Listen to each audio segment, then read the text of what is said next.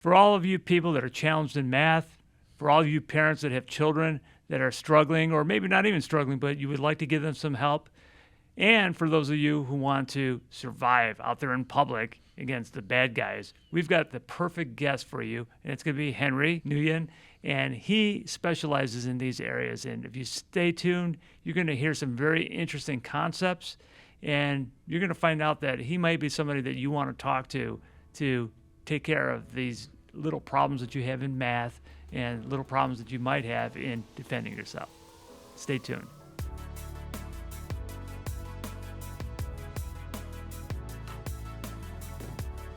Hey, Henry, how are you? I'm good. How are you? Good, good. So you and I met recently at the Pasadena Chamber, I think it was a luncheon event. Yeah. And I had the opportunity then of going out and having some coffee with you and learning all about your business. Yep. Okay. And so for the viewers, you should know that Henry is a very smart man. He's got degrees in math, and he also is an entrepreneur. He's got a very interesting company. What's the name of your company? Commando, Combatives and Calculus. And actually, my degrees are not in math. I have 2 master's degrees in engineering plus an MBA. So the shirt kind of says it all, doesn't it? Commando, Combative, and Calculus. Yeah, Combatives and Calculus. Okay. The reason why I thought that it would be interesting for our audience is this is a type of business that you haven't really heard of before, where you've got, some different things going on. For me, as a family law attorney, I have clients that have children, and sometimes they need services for math, and I could tell you that most attorneys like myself, that wasn't really our strong point, in school. Mm-hmm. So I wanted to spend some time talking to you about that because you do tutoring for math. Right, math and science. Okay. In math and science. Okay. Yeah, the basic sciences of physics, chemistry, and biology. Like all the easy subjects. Yeah, like what you'd take in a first year science course at the college level. Or okay. like AP, physics, chem, and bio in high school. All right. Well, none of those things are easy. And so good. I'm glad that you're around. So how long have you been doing that? So I've been tutoring off and on since 2010. And even before then, in school, I had worked as a teaching assistant. So the whole tutoring and teaching thing is very strong in my background. Okay. So why don't we walk our viewers through your educational background. I already got it wrong. I said you had a degree in math. What I should have said is that because of your math acumen, you were able to get engineering degrees and stuff. So first of all, where did you grow up? I grew up in South Pasadena. Okay. And then you went to undergrad?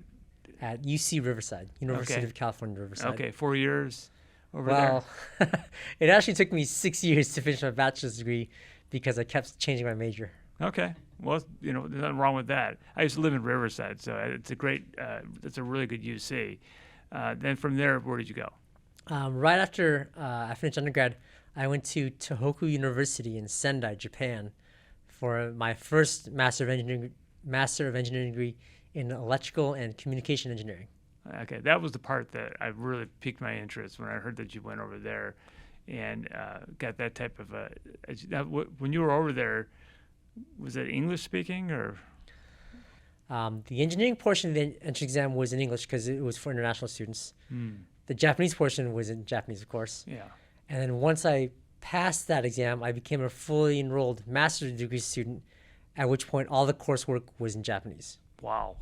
Okay. You like to challenge yourself, I could see. Yeah. Okay. Yeah. And then after that, then you came back to the States and then you got an MBA? So after that, I came back to the U.S. in March 2003. And then at first, I was an intern at the Rand Corporation in Santa Monica. Oh, my gosh. Wow. Only for a few months, though. It was a very short internship. And I left there. I was unemployed for a little while. And then I became disabled and unable to work due to some sports injuries. And then as I was recovering, the first job I started with was tutoring because you don't have to be very physically fit to tutor. You just have to talk and explain equations. So that's what I did as I was getting back into the workforce, was tutoring. Would you agree with me that not all people are equal in their abilities for math, that some people take on to it quicker than others? I would say so, yeah. I mean, some people, really like math and take very naturally to it. I guess I'm one of those people. Some people really struggle with math, and you have the whole gamut, right? Just like, for me, something like writing is probably not my strongest suit. A lawyer like you is probably much better at writing than I am. Yeah. So it's a something that you're kind of born with in some respects, but you're tutoring people that sometimes aren't natural to it, but you're helping them out. Right, yeah. Okay. And usually people come to me for tutoring because they're struggling in math. Yeah. I mean, if a person is already getting straight A's, they don't really need my help. Although sometimes I get a student who they're already doing pretty well, but they just want to get to a slightly higher edge and get to that next level in their class. What age groups do you cover? So in the past school year, it just so happens that all of my students were high school students. The youngest student I ever tutored was in second grade. The oldest student I ever tutored, he was, I think, in his 40s or 50s. He was an Army Reserve officer, a police officer in civilian life, and working on his PhD in criminal justice. He needed some help studying statistics. But at the moment, my preferred age range for tutoring is high school, college, and above, because I feel that's the group that I'm most qualified to do the most good for. Okay, cool. Well, I heard that one about the police officer that wanted to get a class in statistics, which is not an easy course. Wow, man, I never thought about, because when I went to college, I had to study statistics. Surprisingly, I did okay in that. Yeah. But I don't think that I even knew that there were people like yourself that would be there to help, because it's daunting, right? It's one of those things for some of us. It's like, man, if somebody would just sit down and be patient with me, and work it out. So what are some of the techniques that you use for people like myself who are afraid of math, that feel like we can't do it? What are some of the things you do at the beginning of your lessons or your time with them? It's not so much what I do as a mindset that I take. And this harkens back to a story from my days when I was an undergrad. I was taking first year physics class, and the first exam we had, I'd studied really hard for. When we got our test papers back, my score was like a 70 out of 100, and I'm thinking, oh my goodness, I did horrible. And the professor tells us the class average was like a 38 or something like that. And I realized, okay, I did fine. And he was going over one of the problems. Well, he's going over all the problems. And one of the problems he went over, he was saying, okay, so here you just take the integral of x dx, which is just x squared over 2. And he sort of scratches his head and says, this is just an integral. This should be basic math for you guys. I don't know why more people didn't get this right. And I remember thinking, oh my goodness, he just called integral calculus basic math. I'm in so much trouble. So that I always keep that story in mind in the back of my head, because it makes me realize just because something seems simple to me doesn't mean it's simple for my student. Because I'm the expert in my field, but my student is not. So I always keep that in the back of my head. It's not necessarily simple for my student. And so I always take that approach with my students. Good, yeah. I always find that I teach a little bit. I teach a law, and I like to teach. Mm-hmm. And I think that you have to really simplify it. I hate the term dumbing it down, because that's demeaning to the student. But, your job as a teacher is to make it as understandable as possible. Yeah, and the way exactly. you do that is you take kind of the fear out of it. You're right. patient, Mm-hmm. and you go as slow as you need to go to teach the topic, I guess, right? Yeah. Okay. And so when you're talking to, I guess, high school students, is it different than when you're talking to college, or is it pretty much like the same way that you speak to them? I typically speak to high school and college students about the same way. I haven't tutored that many college students. Most of my students recently have been high school students. Okay. But often I'll share stories with my students about my time as a working professional, and with the point being that I'll tell them, hey, this is what you'll face in the real world. That's why I teach you to do things this way.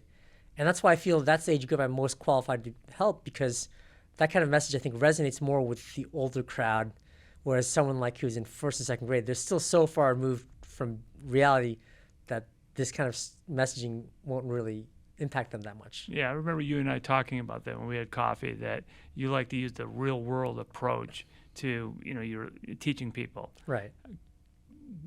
Talk about that. What is that compared to? I mean, the textbook way versus the real world way.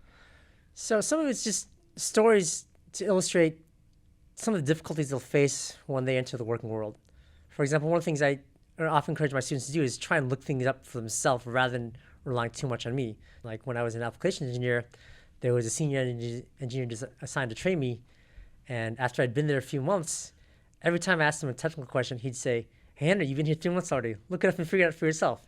And so I share that with him to illustrate, hey, you got to, at some point, you got to be able to take the initiative and look things up and figure things out for yourself, because that's the kind of reality you may face in the world, either because someone's not willing to teach you, or they might not necessarily know. At that point, you might be the expert in your field, and there's no one else qualified at a high level to give you advice, or the senior engineer might actually be wrong about something. I tell students stuff like that so that they develop not just the knowledge, but the confidence to speak up and say, hey, maybe that's wrong.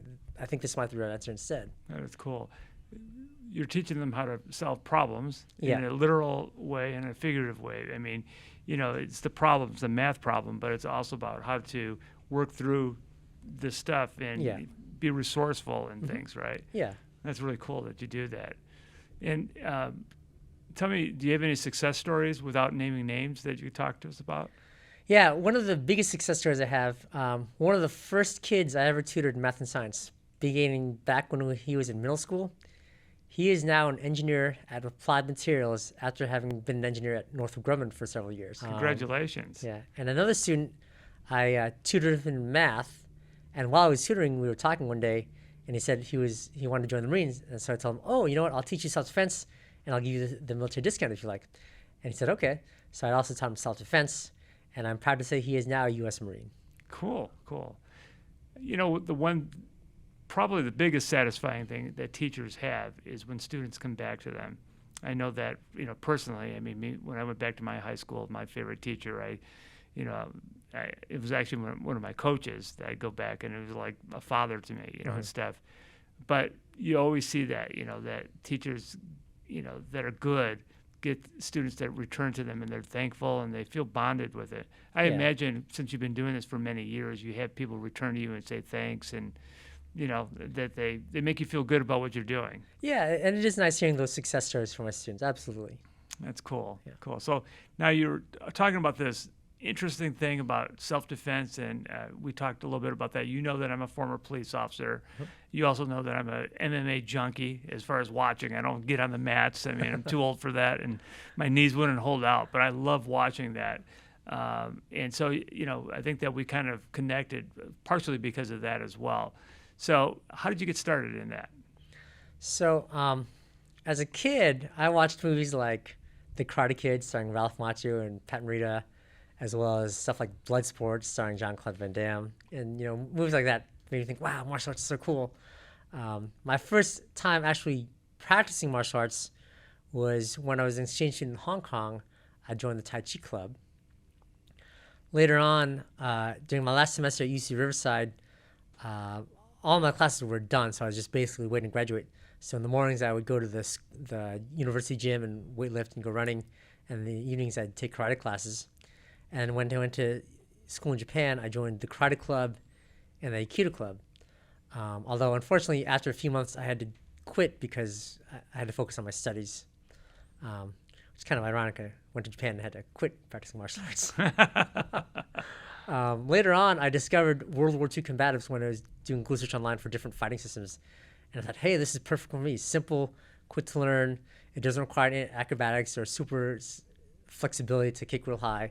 So perfect for someone like me who's getting a little older, declining athletic ability. I don't have 8 hours a day to spend training.